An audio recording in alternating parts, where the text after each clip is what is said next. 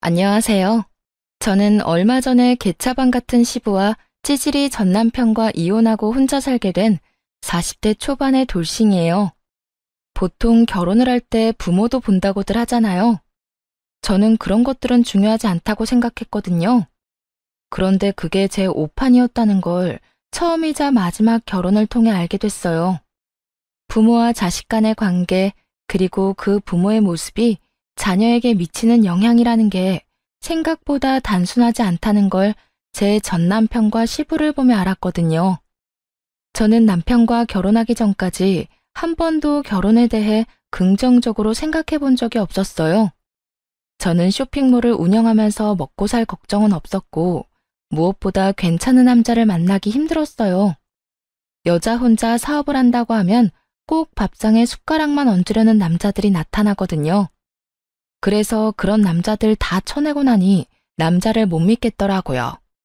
그런 면에서 남편은 절대로 제 일에 간섭하려는 행동은 없었어요. 다만 저희 부모님은 시부와 관계가 그리 돈독하지 않았던 남편의 모습을 보고는 저와의 결혼을 꺼려하셨어요. 남편은 시부에게 전화가 오면 받지도 않고 끊어버리고 문자를 봐도 다 그 자리에서 삭제해버렸거든요. 부모를 보면 자식이 보이는 법이다. 보통 어머니가 죽고 없으면 아버지에게 마음이 가는 게 맞을 텐데, 이 정도로 관계가 소원한 거 보면 아버지 될 사람이 나쁜 사람이거나 자식이 어른을 공경하지 않는 사람이라는 뜻이지. 아버지가 그렇게 말씀하셨을 때는 저도 발끈해서 반박했어요. 아버지, 그냥 성격 탓일 수도 있죠. 서로 무뚝뚝할 수도 있고. 부녀가 아니면 몰라도 부자가 아니면, 그리고 나도 시댁이랑 크게 관여하지 않아도 되고 솔직히 나한테는 나쁘지 않은 상황이잖아요. 이때까지만 해도 저는 남편과 시부의 관계가 나쁘다는 것이 저에게는 좋은 일처럼 들렸어요. 주변 친구들에게 시댁 사람들에 대한 이야기를 들을 때마다 난 저렇게 못 산다며 고개를 절레절레 젓고는 했거든요. 그래서 시댁과 관계가 소원한 남편에게 더 마음이 갔던 건지도 모르죠. 그러나 친정 부모님은 아무래도 딸의 결혼이라 신경이 많이 쓰였던 것 같았어요.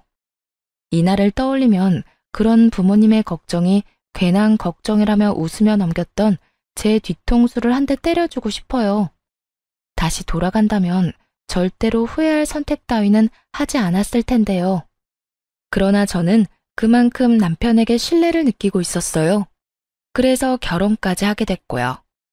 친정은 꽤 잘 사는 편이었고, 다행스럽게도 저는 신혼집에 큰 돈을 들이지 않아도 되는 상황이었어요. 남편과 제 직장에서 가까운 곳에 친정아버지 명의 아파트가 한 채 있어서 결혼 전부터 거기서 살고 있었거든요. 아버지가 도와주셔서 그 집에서 신혼집을 차리게 됐고요. 평수는 넓지 않았지만 남편은 돈 안 들이고 신혼집이 생겼다는 것에 무척 고마워했어요. 그렇게 남편과의 신혼생활이 시작됐어요. 제 나이 40에 홍기를 꽉 채워 결혼한 연상연하 커플에게도 신혼은 즐거운 나날의 연속이긴 했죠. 그런데 그 즐거운 나날은 얼마 가지 못해 금이 조금씩 가기 시작했어요. 남편의 문제라기보다는 시부의 문제 때문이었죠. 시부가 사는 시댁은 저희 신혼집과 가까운 데 있었어요. 결혼 전 남편은 그 시댁에 살고 있지 않았어요. 관계가 그리 좋지 않았던 만큼 남편은 따로 자취를 하고 있었죠. 시댁과 신혼집이 가까웠지만 남편이 시부와 가깝지 않았기에 저도 시부와 그 정도 관계를 유지하게 될 거라고 생각했어요. 그런데 그 생각이 완전 잘못된 거였죠. 시부는 남편이 아니라 제게 연락하기 시작했어요. 세아가, 우리 집에 냉장고가 고장이 나서 뭘 할 수가 없구나. 반찬이 다 쉬어빠져서 이 여름에 보관도 못하고, 수리를 하자니 너무 낡아서 수리가 될지 걱정이고, 사자니 돈이 없고. 남편이 시부의 연락을 다 씹어대니 시부가 저에게 전화를 하는 건 정해진 순서였죠. 그렇다고 제가 시부 연락을 남편처럼 다 무시할 수는 없는 노릇이잖아요. 네, 아버님, 그이랑 상의해보고 연락드릴게요. 일단 남편 이름을 팔고 남편에게 전화를 했죠. 아버님 나한테 연락 오셨어. 시댁 냉장고가 고장났다고 하시는데 어떻게 할까? 당신한테 연락 왔어? 웬만하면 무시하라고 말하고 싶은데 당신 입장도 좀 그럴 테니까 당신이 대충 알아서 해줘. 수리 필요하면 수리해도 되고 사야 된다면 원룸에 들어가는 작은 거, 싼 거 사드려도 되고 어떤 일을 해도 내가 했다고 이야기하면 아버지도 수긍할 거야. 돈 없어서 안 해줬다고 해도 뭐라 하시지 못할 테니까 사실 무시하는 게 제일 좋긴 한데. 남편 말에 저는 생각보다 크게 놀라고 말았어요. 관계가 나쁘다는 것은 알았지만 대놓고 무시하라고 말할 정도로 사이가 나쁜 건지는 몰랐거든요. 그 이야기를 듣는 내내 저는 어떻게 해야 하나 싶었어요. 그래서 일단 저희가 모으고 있던 생활비 통장에서 돈을 조금 빼서 시부에게 작은 원룸형 냉장고를 사드렸어요. 기존에 있던 것도 그것과 비슷한 크기라서 다행이긴 했죠. 시부는 제게 고맙다며 이빨은 칭찬만 해주더군요. 그렇게 사건이 일단락되는가 싶었는데 그 뒤로 시부는 무슨 문제만 생기면 저한테 전화를 했어요. 그럴 때마다 하는 말이 항상 가전이 고장났다는 거였죠. 처음에 사준 냉장고, 그 뒤에 중저가 작은 크기의 TV, 전자레인지까지 벌써 3개의 가전을 저희 생활비로 바꿔드렸어요. 그런데 마지막 전자레인지를 바꾸고 한 달도 안 돼서 또 연락이 왔어요. 아가, 요즘에 황사가 너무 심하구나. 집에 환기를 시킬 수도 없고 너무 갑갑해서 그러는데 공기청정기 하나만 집에 놔줄 수 없겠니? 배도 그렇게 좋지 않은데 나쁜 공기 세련이 여간 불편한 게 아니다. 집에서만이라도 깨끗한 공기 맡고 싶은데 어떻게 안 되겠냐? 한마디로 공기청정기를 사달라는 거였죠. 저는 시부에게 말했어요. 아버님, 저희도 요즘에 돈 나갈 곳이 많아서 이렇게 자주 사드릴 수는 없어요. 일단 모아놓은 돈도 거의 다 떨어져서 이번 공기청정기 사는 것도 아슬아슬하네요. 다음부터는 저희도 마련해드리지 못할 것 같아요. 저는 돌려서 말하면 시부가 또 눈치 없이 요구할까봐 일부러 대놓고 앞으로는 사주지 않겠다고 말했어요. 그래, 아무래도 오랫동안 같은 집에서 살다 보니 가구나 가전들이 많이 낡았지. 그래도 네 덕에 중요한 것들은 몇 가지 바꿀 수 있었으니 여기까지 해준 것만 해도 고마운 일이지. 솔직히 시부가 한 소리 할 줄 알았는데 의외로 알겠다며 수긍을 하더군요. 마지막이라는 생각을 하고 나니 홀가분하게 공기청정기를 사서 시댁으로 보냈어요. 앞으로 이런 일이 없겠지 하는 마음에 그간의 짜증을 덜어내고 보낸 거였죠. 마지막이다 생각하니 마음도 그 전보다야 편했어요. 그리고 공기청정기를 시부에게 사주고 집에 돌아와 저는 집 정리에 들어갔어요. 제가 계속 살던 집이라 결혼 후에 남편 짐이 들어오면서 점점 공간이 좁아지기 시작했거든요. 그래서 집을 정리하면서 안 쓰는 물건들, 상태가 꽤 괜찮은 것들은 모두 중고마켓에 팔기로 결정했죠. 그런데 중고마켓에서 글을 올리려고 했는데 바로 보이는 화면에 제가 시부에게 사준 것과 동일한 공기청정기가 딱 올라와 있더라고요. 올린 지 얼마 안 된 게시물이었는데 그것도 미개봉으로 올라와 있더군요. 인기가 많은 모델이 아니었기 때문에 정확하게 기억하고 있었거든요. 이상하다 싶어서 사진을 확인해 봤는데 아무리 봐도 방바닥이며 벽지가 시부 집에 있는 것과 똑같은 거였어요. 저는 글 주인의 거래 내역을 확인했어요. 예전에 올린 글들도 전부 미개봉 상품이었는데 하나도 빠짐없이 제가 시부에게 사준 가전들이었죠. 설마 아니겠지 하는 마음이 들면서도 제발 내가 생각하는 그런 게 아니길 바랬어요. 설마 시부가 저한테는 가전이 필요하다고 해놓고 미개봉으로 팔아먹었나 싶었거든요. 그래서 직장 동료에게 부탁해서 직거래 성사시켰어요. 그리고 동료 대신 직접 제가 거래를 하기로 한 장소로 향했고요. 그곳에는 시부가 떡하니 서 있었어요. 공기청정기를 가지고. 주소 봤을 때부터 확신이 됐어요. 시부 집 바로 앞에 있는 공원이었거든요. 며느라가, 네가 왜 여기 있는 거냐? 시부 표정이 아주 가관이었죠. 게다가 공기청정기를 몸으로 가리려고 시도하는 것을 보니 더 열받았어요. 아버님이야말로 제가 사주신 공기청정기 들고 왜 공원에 나와 계세요? 설마 지금 중고거래 하러 나오신 건 아니죠? 그게 말이지. 내가 원하던 모델이 아니라서 팔아서 다른 거로 사려고 했지 뭐냐. 너한테는 미안한 일이라 내가 말도 안 했어. 자연스레 거짓말을 꺼내더군요. 아버님, 그 말에 책임지실 수 있으세요? 그럼 여태껏 제가 사준 가전들은 집에 얌전히 잘 있겠네요. 아버님 집도 코앞인데 제가 직접 확인하러 가도 될까요? 지금 집에 말이냐?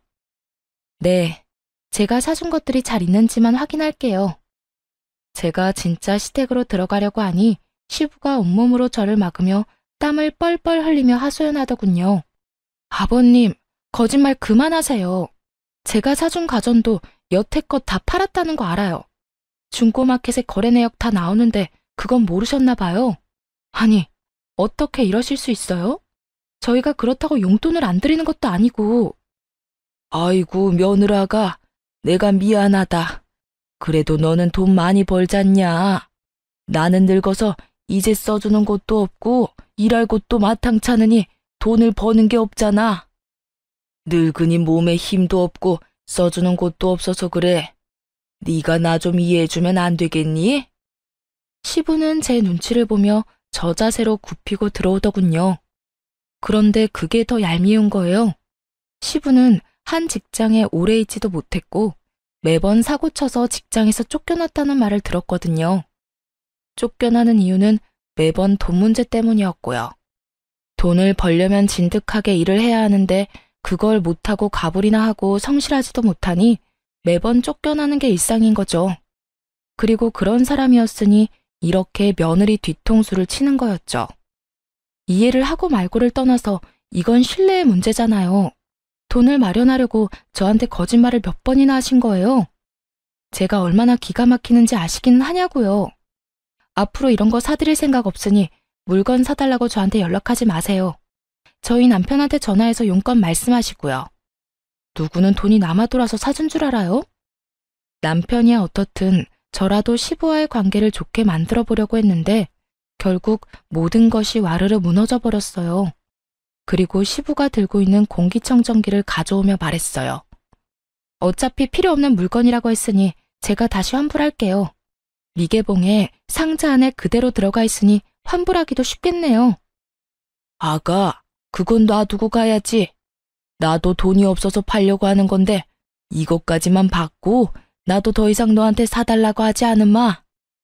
우물쭈물 그딴 말이나 짓거리는 시부를 보니 열이 받아 빽 소리쳤어요. 돈 필요하면 아드님한테 이야기하시라고요. 애꿎은 저한테 돈이며 시간 쓰도록 만들지 마시고. 그리고 매달 용돈도 드리고 연금도 나오시잖아요. 공과금도 남편 앞으로 날아오는데 그렇게 치면 저희가 얼마나 많은 돈을 대신 내드리는지 알고는 있으세요? 결국 참지 못하고 폭발한 제 말에 시부가 입을 꾹 다물더군요. 저는 낚아채듯 시부 손에서 공기청정기를 가져와 다시 차에 실었어요. 간다는 말도 없이 차에 물건만 실어 집으로 향했죠. 가는 내내 어이가 없고 열이 받아서 남편에게 전화했어요.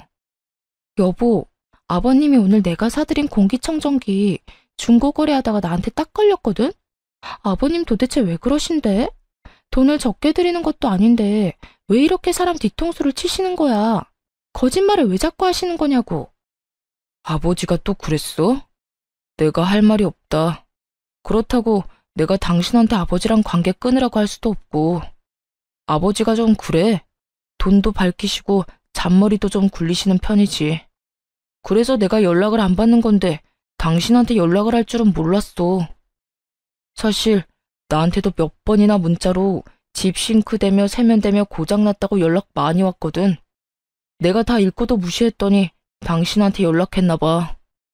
처음부터 시부가 어떤 사람인지 왜 아버지 연락을 무시하는지 자세히 설명해줬더라면 저도 시부에게 당하지는 않았을 거예요. 물론 처음 한두 번이야 며느리가 시부에게 해줄 수 있는 일이었지만 그마저도 시부에게는 저에게 사기를 친 거나 마찬가지인 일이잖아요.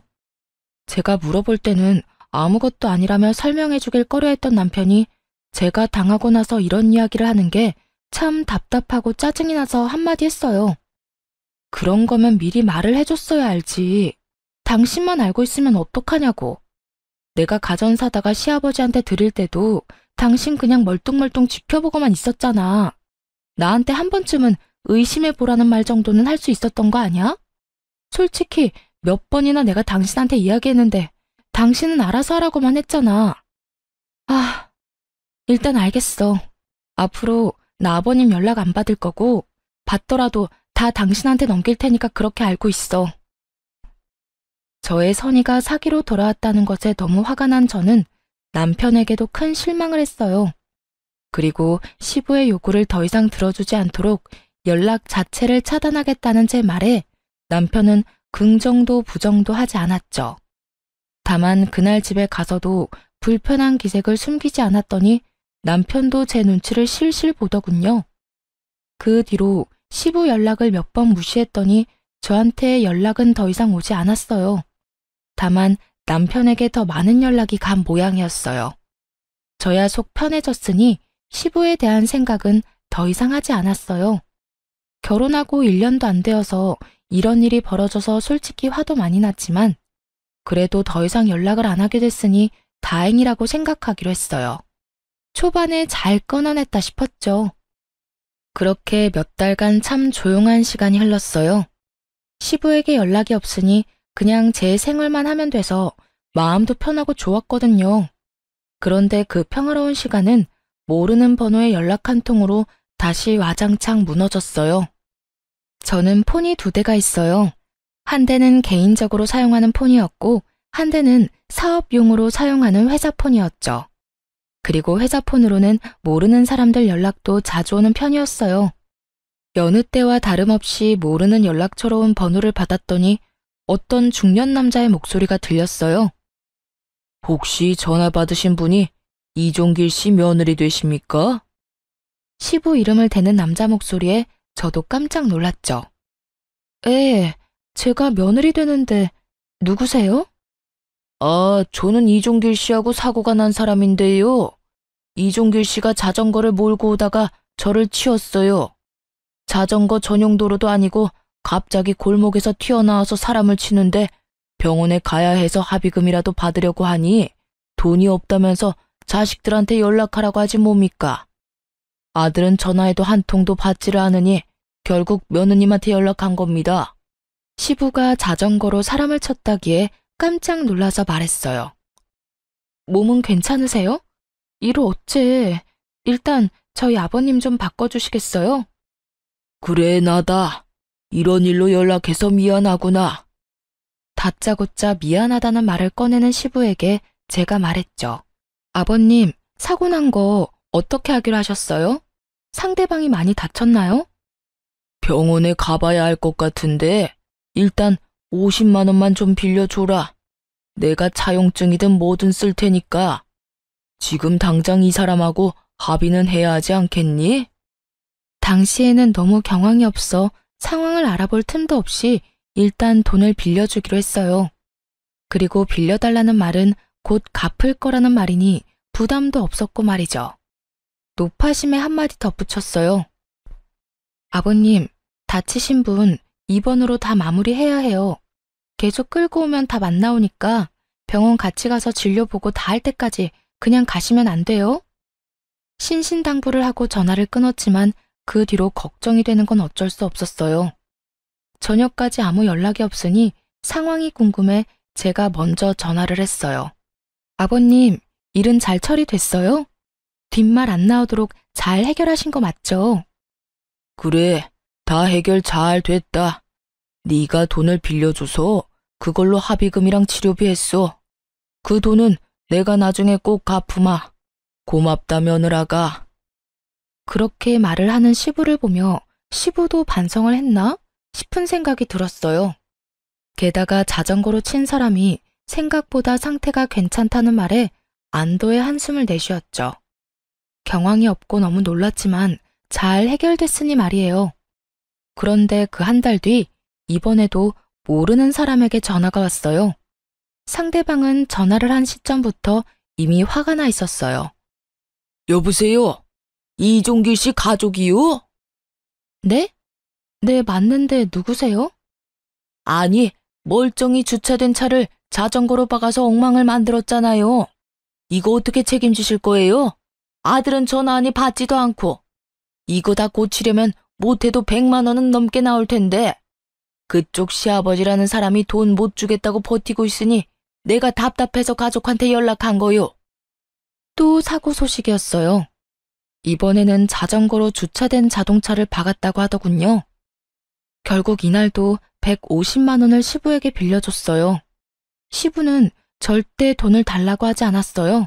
빌려달라고 했을 뿐이지. 그러니 뭐라 할 수도 없고 괜히 짜증나고 열받는 마음에 남편에게 전화해서 화냈어요. 여보, 아버님이 자전거 타고 다니면서 여기저기 사고 엄청 내고 다니는 거 당신 알아? 뭐? 그런 일이 있었어? 나야 모르지. 전화는 안 받았으니까. 그리고 요즘에는 나한테 연락도 안 오시던데. 모르는 번호로 연락 한 번도 안 왔어? 당신한테 전화했었다는데? 당신이 전화 안 받아서 나한테 전화하는 거라고 그랬는데? 그 말을 들으니 더 화가 났어요. 당연히 이런 일이 생기면 아들한테 연락하는 게 정상이잖아요. 이 시부는 아들한테는 씨알도 안 먹힐 걸 알고는 저한테만 연락을 한 거예요. 아버님이 나한테 빌려가신 사고 합의금만 200만 원이야. 그거 분명히 빌려달라고 해서 빌려드린 거고. 그런데 처음엔 빌려간 돈도 안 갚고 벌써 두 번째 사고 합의금도 빌려가셨거든? 돈 안 갚으실 것 같으니까 당신이 어떻게 좀 해봐. 아, 당신도 너무하네. 돈도 잘 벌면서 그 정도도 못 해줘? 너도 가만 보면 사람이 인정머리가 없어. 뭐? 아버님 무시하라고 한 사람이 누군데 이제 와서 인정머리 타령이야. 그래서 가정 갖다 팔아버린 건 안 돌려받았잖아. 그거라도 악착같이 돌려받을 걸 그랬어. 그리고 당신 아버지가 사고 친 걸 왜 내가 해결해야 하는데? 내가 당신이랑 결혼했다고 해서 당신 아버지가 진짜 내 아버지가 된 것도 아니고. 그렇게나 아버지 생각하면 당신이 알아서 다 해야지. 여태껏 시아버지 연락 다 씹어놓고 모른 척한 사람이 할 말은 아니지. 왜? 너도 결혼하니까 없던 효심이 막 생기고 그래? 와이프한테 대리호도 시키고 싶냐? 제 말에 남편놈이 기가 차다는 듯이 쳐다보더군요. 제가 틀린 말을 한 건 아니잖아요. 남편이 시부에게 어떻게 행동하는지 제가 싹 다 봤는데 이제 와서 효자 노릇을 하려고 하는지. 됐다 됐어. 내가 당신이랑 무슨 말을 해? 돈을 잘 벌면 뭐해? 인간이 안 됐는데. 가족 소중한 줄도 모르고. 그딴 말을 짓거리며 남편이 쾅 문을 닫고 나가버리더군요. 완전 어이가 없었어요. 화를 낼 사람이 누군데 지가 화를 내요? 저도 빈정이 상할 대로 상했고 거의 2주가 넘도록 남편과 냉전을 유지하고 있었어요. 당연히 이 상황이면 남편이 고개를 숙이고 들어와야지 제가 사과를 할 필요가 없잖아요. 그런데 그렇게 남편과 싸우고 2주 뒤 시부에게서 또 한 번 연락이 왔어요. 아가, 내가 이렇게 계속 연락하니 미안하구나. 다른 게 아니라 내가 걸어가다가 사람하고 부딪혔는데 그 사람 핸드폰이 박살이 났어. 100만 원은 넘게 필요할 것 같은데 어떡하지? 이쯤 되니 합리적인 의심이 들더군요. 사고가 이렇게 연달아 날 수가 있을까요? 저는 냉정하게 시부에게 말했죠. 아버님, 그러면 일단 폰 들고 수리센터 가셔서 수리를 먼저 하고 있으세요. 제가 그쪽으로 가서 직접 확인하고 수리비 드릴게요. 저는 직접 가기로 했어요. 여태껏 전화로만 상황을 전달받았을 뿐 그게 진짜로 있었던 일인지는 몰랐잖아요. 그래서 확인을 하기로 했어요. 그랬더니 시부가 화들짝 놀라 그러더군요. 네가 직접 오려고? 근데 파손 정도가 심해서 사야 할 것 같은데 수리로는 안 될 것 같아. 그러면 그 파손된 폰 꼭 들고 대리점으로 가세요. 제가 확인하고 구매해드릴 건지 말지 결정할게요. 그렇게 말하니 시부도 잠깐 망설이더니 주소를 하나 알려주더군요. 그 주소가 적힌 곳으로 갔더니 시부와 제 또래의 남자가 거기 서 있는 것이 보였어요. 제가 도착하기 직전에 시부와 그 사람을 보았는데 딱 봐도 두 사람 거리가 가까운 것이 모르는 사이처럼 보이지 않더라고요. 아버님, 저 왔어요. 이쪽 분이 사고 난 상대방이세요? 네, 어르신이 제 폰을 박살내서 제가 가져왔어요. 화면이 완전히 깨졌고 터치도 먹통이에요. 제가 봤을 때 수리는 의미 없고 새로 사야 할 것 같거든요. 요즘에 나오는 걸로요. 딱 봐도 옛날 모델의 폰이었어요. 그걸 요즘 모델로 바꾸겠다는 남자를 보니 기도 안 차더군요. 그렇지만 오늘만큼은 그냥 해달라는 대로 해줄 생각이었어요. 화장대 깊숙한 곳에 모셔뒀던 그 카드를 가져왔으니까요. 남편이 결혼 직후 만들었던 신용카드였는데 실물 카드로는 안 쓰고 페이로만 쓰다 보니 진짜 카드는 안 들고 다녔거든요. 그걸로 저 남자가 원하는 걸 결제해 줄 생각이었어요. 괜찮아요. 카드로 일시불로 구매해 드릴 테니까요. 현금만 보내주다가 카드로 결제하니 시부가 약간 당황하더군요. 이번에도 현금을 받을 줄 알았나 봐요. 그런데 시부가 상대방 남자의 눈치를 좀 보더라고요. 아마 현금으로 나오면 둘이서 나눠받을 생각이었던 모양이었는데 제가 카드를 긁으니 생각한 대로 일이 돌아가지 않아서 그런 듯 싶었어요. 게다가 시부는 얼마나 당황했는지 손에 들린 서류를 숨길 생각도 안 하더군요. 일상생활 책임 손해보험을 탈 수 있는 서류요. 신청서랑 견적서 뭐 이런 것들이었는데 그걸로 보험 타면 자기 부담금 빼고 다 나오는데도 저한테 돈을 뜯으려는 속셈인 게 다 까발려진 거죠. 그전에도 그랬을지도 모르죠. 며느리한테 현금 받아가고 또 보험까지 타먹은 거면 보험 사기는 아니지만 며느리한테 사기친 거나 다름없고 저 상대방까지 한통 속이면서 서로 돈 나눠 먹으려고 공사친 거면 보험회사와 며느리 둘 모두에게 사기친 거니까요. 그렇지만 이번에는 그렇게 화가 많이 나지는 않았어요. 남편 신용카드로 결제하는 거라서요. 결제를 하고 나니 시부와 사고 당사자는 급히 가봐야 한다며 저를 두고 나가더군요. 그리고 시부와 헤어진 바로 직후에 남편에게 전화가 왔어요. 응, 나야. 이거 뭐야? 180만 원? 당신 지금 어디서 뭐해? 아버님이 다른 사람 핸드폰 파손시키는 바람에 그거 수습하려고 나와 있지. 원래 수리하려고 생각했는데 상대방 분이 수리해도 안 될 것 같다고. 새로 사야 할 것 같다고 해서 내가 당신 카드로 결제했어. 왜? 문제 있어? 아니, 그걸 왜 내 카드로 사는데? 그럼 왜 내가 계속 돈을 내야 해? 당신 이상하네. 원래라면 아버님이 친 사고 당신이 수습하는 게 맞는 거 아니야? 나는 며느리지 딸이 아니잖아. 며느리는 가족 아니야? 너 이렇게 성격 못된 애였어? 돈 뒀다 뭐 하게. 너 잘 벌잖아. 그 정도면 네 선에서 해결할 수 있었던 거 아니야? 그러니까 내가 왜 해결해야 하냐고. 당신이 신경도 안 쓰는 아버님 왜 나한테 다 맡겨? 한두 번이 아니잖아, 한두 번이. 당신이 언제부터 효자였어? 나한테 신경 쓰지 말라고 하더니 왜 또 갑자기 못해줬다고 난리야. 잘해주고 싶으면 네 돈으로 잘해드려. 그리고 내가 네 가족이 원할 때마다 돈 인출해줘야 하는 통장이야? 어디서 사람을 호구 취급하고 난리야? 내가 이 땅 꼴 보려고 너랑 결혼한 줄 알아? 너 말 잘해. 너 돈 많다고 언제까지 내가 너한테 굽실거려야 하는데? 이런 식이면 나 너랑 못 살아. 굽실거린 적 없던 남편놈이 이딴 말을 꺼내니 진짜 기가 차서 열이 얼굴로 확 오르더라고요. 살지 마. 누구는 이렇게 살고 싶겠어? 그리고 네가 언제 나한테 굽실거렸어? 이런 식이면 못 산다고? 내가 할 말이다 이놈아. 해 이혼. 뭐하러 눈치 보고 있어? 말 한 번 잘 꺼냈네. 네가 안 하면 내가 그 말 하려고 했는데 잘 됐네. 내 눈이 병신이었지. 어디서 이런 인간이랑 결혼을. 결국 화를 못 참은 제가 남편놈 말에 이혼을 하자고 선언하고 전화를 확 끊어버렸어요.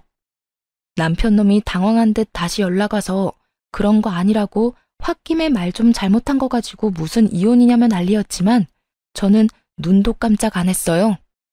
입 밖으로 꺼낸 말 책임져. 나랑 못 살겠다며. 나도 네 의견 존중한다니까. 한 입으로 두말하지 말고 그냥 네가 원하는 대로 해줄게. 그리고 오늘 집에 들어오면 당장 짐 싸서 나가. 네 얼굴 꼴도 보기 싫으니까. 결국 남편 놈은 제게 애원했지만 제가 받아주지 않았고 그렇게 저희는 빛과 같은 속도로 이혼을 했어요.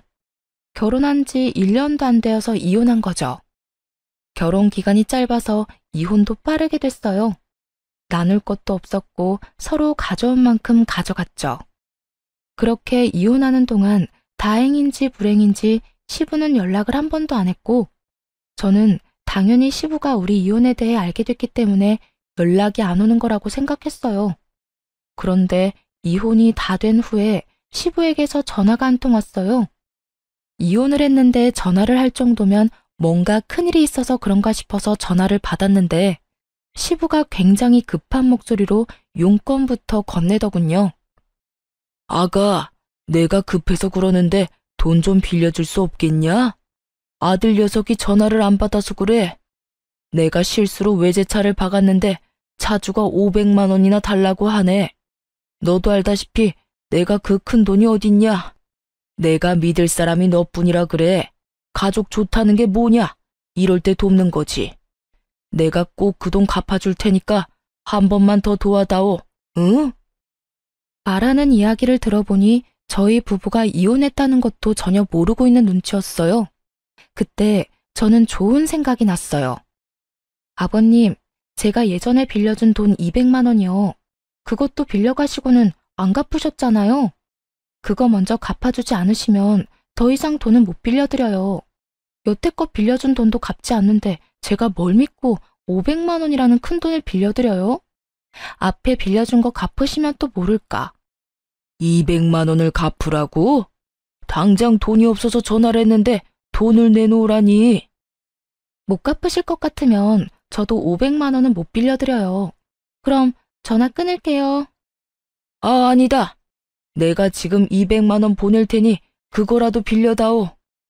시부는 얼마나 급했는지 허둥지둥 제 계좌로 그때 빌려간 200만 원을 보냈더군요. 저는 돈이 들어온 걸 확인하고 돈부터 다른 계좌로 보냈어요. 급했는지 시부가 다시 전화와서는 한 번 더 저를 재촉하더군요. 지금 돈 보냈으니까 확인해보고 500만 원 지금 당장 보내주거라.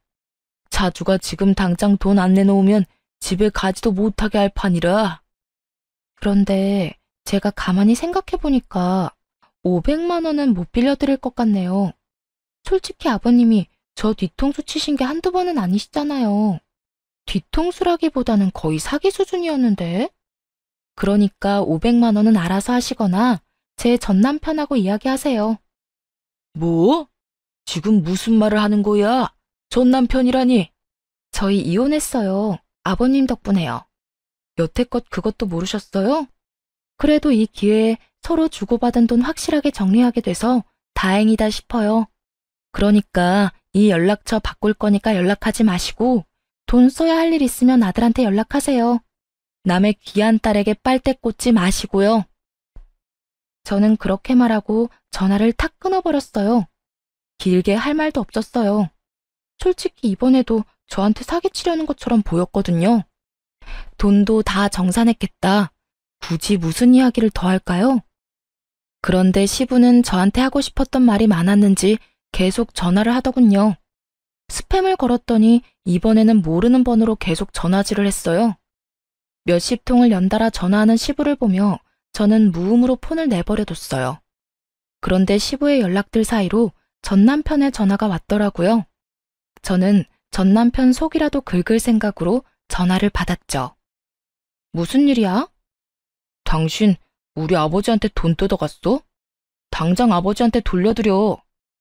부자가 쌍으로 웃기네. 넌 네 아버지가 돈 뜯긴 것만 생각하고 내가 뜯긴 건 생각도 안 하지?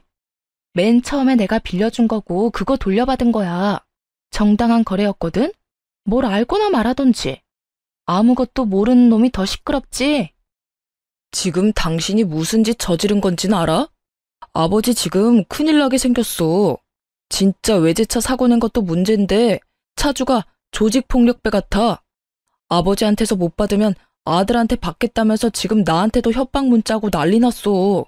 이런 식이면 당신도 무사하지는 못할 거라고. 이보세요. 나 당신이랑 남남인 사람이야. 애라도 하나 있었으면 또 모를까. 애도 없는 우리 사이가 찢어지면 그냥 남인 거지. 나한테까지 오면 나는 경찰에 신고하면 그만이야. 내가 잘못했어? 당신 가족이 잘못한 거지. 관련 없는 사람이고 남보다 못한 사이인 거 알면 쓸모 없어서라도 나한테 올 일 없으니까 신경 꺼. 진짜 당신 왜 이러는데? 나 죽는 꼴 보고 싶어서 그래? 아무리 남이라도 한때는 같이 산 사람이잖아. 애원하는 전 남편 목소리에 제가 코웃음을 쳤어요. 같이 산 게 뭐가 대수라고? 너야말로 나한테 왜 이러는데? 네가 죽든 말든 내가 뭔 상관이냐고. 돈 200만 원 돌려받은 건 정당한 거야. 내게 빌려간 돈이었으니까 내가 돌려받는 건 당연하고. 사고 나서 생긴 비용은 네가 처리하는 게 맞는 거고. 마누라 없어서 어떡하냐? 돈 대신 내줄 사람 없어서. 그러게, 있을 때 좀 잘하지. 잃고 나서 후회하면 다 무슨 소용이래? 어찌됐건 나는 이제 당신 집안이랑 상관없는 사이니까 이런 일로 전화하지 마라. 기분 더러우니까. 그렇게 전화를 끊고 나니 속이 다 시원하더군요. 나중에 전해 듣기로 결국 전 남편은 조폭 같은 남자에게 시부 대신 500만 원을 지급하며 돈을 날렸고, 저는 시부가 제게 빌려간 돈 200만 원을 고스란히 돌려받을 수 있었어요. 시부의 패착은 아들 부부가 이혼 상황이라는 걸 몰랐다는 거겠죠. 전 남편도 웃긴 게 이혼 전에는 시부를 가족으로 생각하니만이 이따위 망언을 짓거리더니 결국 이혼한다는 이야기조차 시부에게 알리지 않을 정도로 시부와 관계가 좋지 않았다는 점이에요. 본인은 불효를 해도 당연하고 와이프는 무조건 효도를 해야 한다는 전 남편의 생각이 고스란히 드러나는 부분이었죠. 그걸 보고 나니 마누라에게 대리효도 시키려는 천하의 나쁜 놈과 이혼하게 된 것이 제 일상에서 가장 잘한 일이 아니었나 생각하게 됐어요. 그렇게 전 남편과 이혼하고 2년 동안 일을 자식과 남편 대하듯 아끼며 열심히 키워나갔어요. 쓸데없는 시댁일에 신경을 덜 쓰게 되니 일에 탄력이 붙어서 매출도 많이 좋아졌죠. 그렇게 이혼 후 2년 동안 쉬지 않고 달려온 제게 전 남편의 재혼 소식이 들려왔어요. 바로 SNS를 통해서요.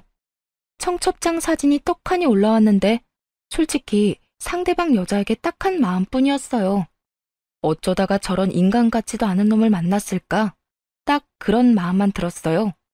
그렇다고 제가 관여할 만큼 사람 좋은 것도 아니니 신경 끄려고 했죠. 그런데 여동생이 전 남편의 재혼 상대와 찍은 웨딩 사진을 보더니 엄청 당황하더라고요. 이 사람이 언니 전 남편 재혼 상대라고? 나 아는 사람이라고. 세상에 미쳤나 봐. 어떻게 이 사람이랑 결혼을 해? 왜 누군데? 너랑 친한 친구라도 돼? 엄청 친한 건 아닌데 나랑 고등학교 동창이야. 같은 반 된 적은 없는데 같은 학원에 다녀서 겹치는 친구가 있거든. 아니 그리고 이 친구 지금 변호사야. 그런데 이런 남자랑 결혼을 한다고? 그것도 초혼인 여자가 돌싱남이랑? 다 알고 결혼하는 건 아니겠지? 안 되겠어. 내가 말리기라도 해야지. 야, 됐어. 남의 연애 사정에 간섭하는 거 아니야. 그냥 놔둬. 문제 생기면 알아서 떨어져 나가겠지. 그리고 거기 구멍이 전 남편 하나는 아니잖아.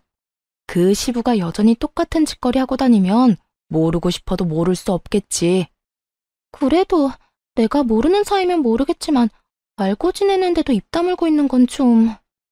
그렇다고 네가 이야기하면 그 여자가 좋아하겠어? 괜히 나섰다가 너 듣기 싫은 말만 할지도 모르지. 나도 안에서 새는 바가지가 밖에서 안 셀 리가 있겠어? 가만히 놔둬도 지 무덤 열심히 파고 있을 테니까.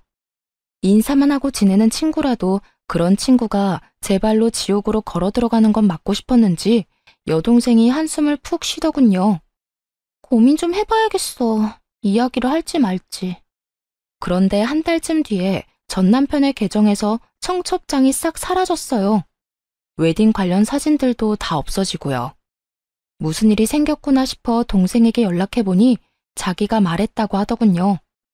그 친구에게 제가 전 남편과 이혼하게 된 경위와 시부의 만행을 모조리 알려줬다고 하더군요. 특히 시부가 상대방과 짜고 사고 난 것처럼 꾸며서 저한테 합의금조로 돈 받아가고 그 후에 보험까지 타서 먹었다는 이야기를 했대요. 변호사니까 범법과 관련된 일에는 예민할 수밖에 없으니 그쪽으로 건드려봤다는데 그게 효과가 있었던 모양이더라고요. 처음에는 동생의 의도를 오해해서 꽤 미워했다고 하던데 그 뒤에 시부가 그 예비 며느리에게 사고가 났다며 돈을 달라고 했다더군요. 사람이란 게 의심이라는 게 한 번이라도 들기 시작하면 끝도 없이 생기기 마련이거든요. 설마 하는 마음으로 가득한데 거기서 시부가 도화선을 당겨버렸으니 그 예비 신부가 자세히 알아봤던 모양이에요. 당연히 시부는 저에게 했던 것과 똑같이 아는 사람과 짜고 예비 며느리에게 돈을 타고 보험금까지 타먹으려고 한 상태였고 그 모든 사실을 알게 된 여자가 시부의 범죄 행동에 놀라 결혼식 직전에 전 남편과 파혼하고 시부를 보험회사에 보험 사기로 신고했다더군요.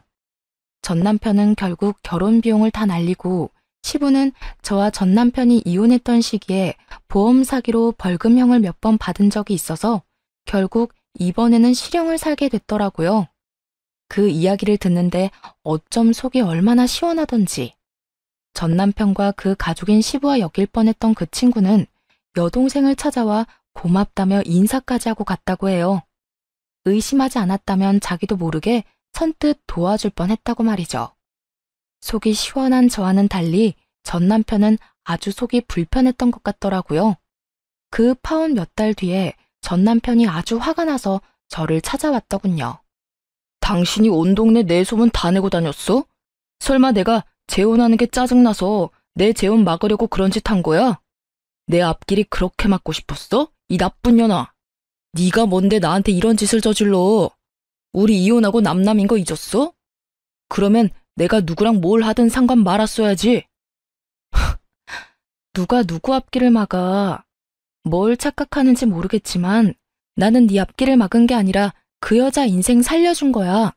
내가 못하러 너 같은 놈 앞길을 막아? 알아서 나락으로 떨어질 놈을. 근데 가려면 너 혼자 가야지. 왜 애꿎은 여자를 끌어들여?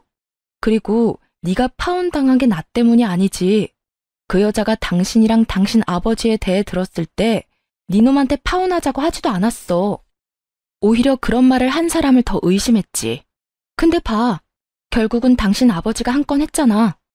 돈이 얼마나 궁했으면 결혼 전에 예비 며느리한테 사고 쳤으니 돈 달라고 했겠어. 그 이후에 그 여자가 뒷조사한 건 몰랐나 보네? 너 그걸 말이라고 왜 그런 말을 그 사람한테 했냐고. 그거 명예훼손 모욕죄 그런 걸로 너 소송 걸 거야? 걸어. 명예훼손이랑 모욕죄 최소 성립 요건도 모르는 놈이 어디서 잘난 척은? 소송하고 싶으면 해. 누가 문제 있는지는 법원에서 가려주겠지. 근데 그 전에 이 물건은 좀 가져가. 당신 아버지 우리 집으로 자꾸 편지 보내는데 완전 짜증나거든? 저는 전 남편에게 하얀 편지 봉투 더미가 담긴 봉투를 거칠게 건넸어요. 아, 처음 알았는데 당신 아버지 좋은 데 가셨더라? 그런데 우리 이혼했다고 말했는데도 우리 집으로 편지 넣으시던데 앞으로 이 편지 반송시킨다고 전해줘. 그리고 그렇게 중요하고 효도하고 싶은 아버지면 좀 잘해. 도대체 뭐 하느라 아버지 뒤치다꺼리도 못해? 전 남편은 시부의 편지를 한 통 꺼내 읽고는 분을 사귀지 못하고 얼굴이 벌겋게 달아올랐어요. 제가 읽었던 것과 똑같은 내용이 적혀 있었죠. 당장 영치금부터 넣어달라며 자식이 된 도리로 아비가 이렇게 힘든데 돈 한 푼 안 넣어주는 건 어디서 배워먹은 버르장머리냐고 그렇게 쓰여 있었거든요. 몇 건이나 되는 보험 사기로 징역형 살고 있는 주제에 아주 당당하게 영치금을 바라는 시부와 그런 시부의 편지를 보고 열불이 난 전 남편을 향해 저는 한바탕 웃어줬어요. 너 얼굴 완전 홍당무됐어. 이혼 전에는 한 번도 볼 수 없었던 얼굴인데 보고 있으니까 너무 웃기네. 그러게, 잘 좀 하지 그랬어? 하긴, 너 잘하긴 했잖아. 남의 돈으로 효도하는 거. 왜? 애써서 잡아뒀던 능력 좋은 예비 신부가 사라지니까 효도 같은 건 생각도 못하겠어? 그러게 좀 작작하지 그랬어. 네가 네 아버지하고 연락을 아예 끊고 살면서 아버지 문제 오픈하고 해결하려 노력했다면 이런 일까지 벌어지지는 않았을 거야. 다 네가 만든 상황이니 어쩌겠어. 그냥 너희 아버지 원하는 대로 영치금이나 듬뿍 넣어줘. 어차피 결혼하려고 모은 돈도 있을 텐데 그걸로 아버지 돈 넣어드려. 효도해야지. 안 그래? 이 인간이 진짜 정신이 나갔나? 왜 이딴 편지를 이쪽으로 보내서 사람 쪽팔리게 만들어?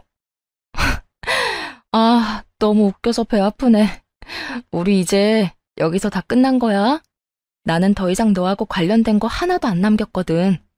앞으로 재혼이 또 하고 싶을지는 모르겠지만 적어도 양심이 있다면 법 쪽에는 좀 피해라. 범법자 아버지 수수방관한 주제에 변호사랑 결혼을 지나가던 개가 웃겠네. 저는 그렇게 말하고 부들부들 떨며 노려보는 전남편 놈을 쫓아냈어요. 그렇게 노려보면 누가 무섭대요? 이빨 빠진 개가 노려봤자죠. 재혼 준비에 쓰였던 돈이며 자존심까지 모두 탈탈 털린 전남편의 소식은 그 뒤로는 알지 못했어요. 듣고 싶은 마음도 없고 들을 필요도 없었죠. 뼛속 깊이 새긴 경험 하나 알려준 놈으로 기억하고 있을 뿐이죠. 결혼 앞두고 계신 분들은 시댁 부모님 잘 보세요. 시부모를 보면 남편을 안다는 말이 거짓말이 아니었거든요. 옛말 틀린 말 하나 없다는 걸 깨닫고 저의 결혼 생활은 1년 반 만에 막을 내렸네요. 저의 실패를 경험 삼아 다른 분들은 실패하지 않으셨으면 하는 마음으로 제 이혼에 대해 길게 써왔어요. 시간 내서 글 읽어주신 분들 감사합니다.